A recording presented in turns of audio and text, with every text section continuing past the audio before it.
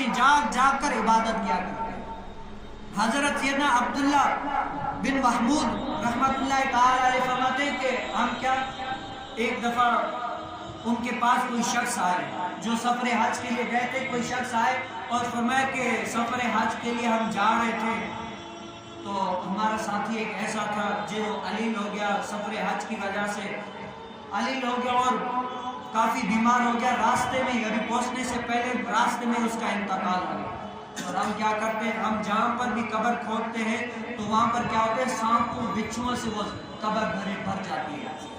وہاں سے ہٹا کر دوسری جگہ پر ہم قبر کھودتے ہیں تو وہ پھر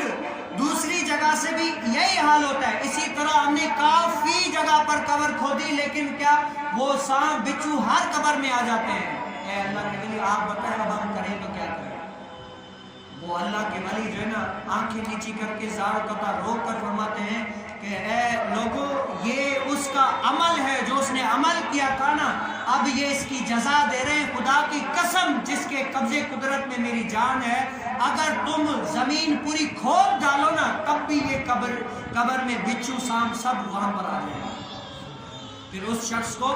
انہی قبر میں انہی سانپوں کے اندر دفن کر دیا گیا۔ اب جس کا حال یہ ہو، آج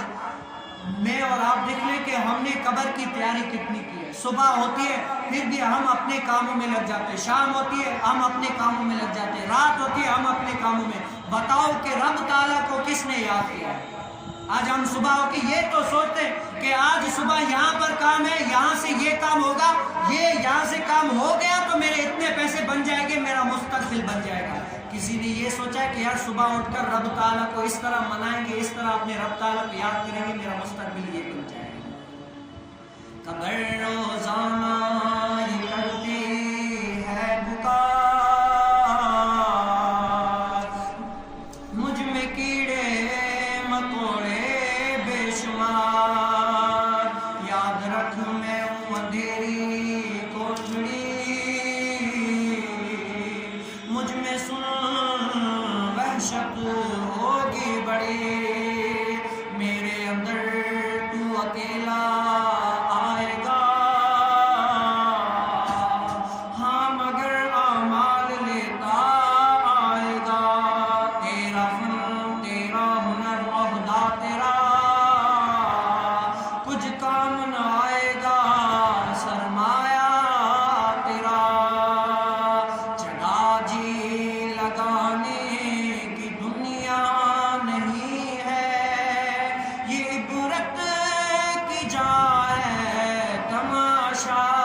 نہیں ہے، اجل ہی نے چھوڑا نہ کسرا نہ کارا، اسی سے سکندر سپا کیوں بڑا ہے۔ کیا کریں،